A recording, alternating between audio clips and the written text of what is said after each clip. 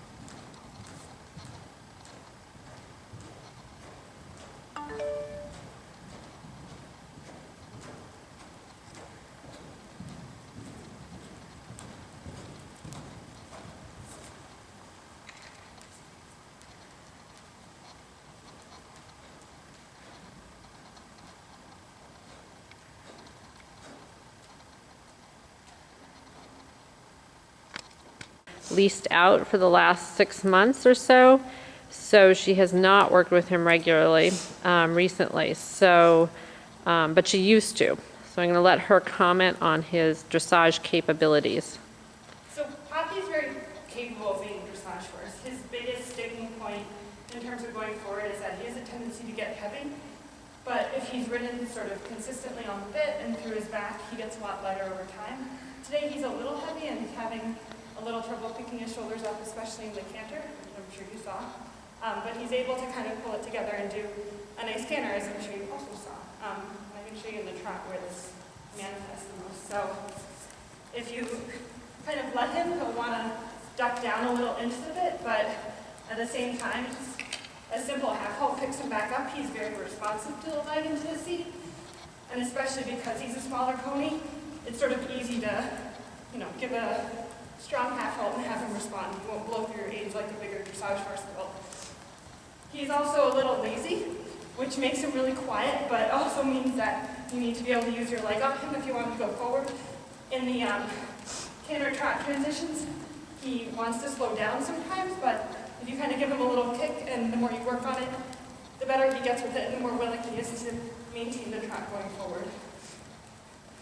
So this comes out, as you saw in the trot, and then I can show you in the canter as well, what happens if you kind of let him do what he wants to do.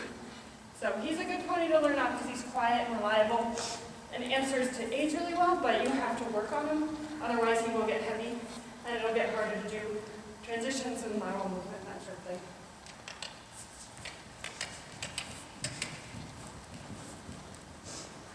So without a strong line, this happens to his canter. He gets more forefeeding and lower. But if you sit up and pull them together, the whole canter changes. So very responsive. Sometimes he needs a reminder. And then the transition, you'll see he wants to slow down. And if you remind him, he goes forward and stays pretty through. He gets a little stiff, but again, with regular work, he gets out of that habit pretty quickly. And then in the stretching trot, you can see he wants to go on the forehand and speed up, but again, you just keep a little more contact than you otherwise would with a different horse. You can get him to sort of lighten a little. There's a good boy. Then stretch nicely. What a good boy.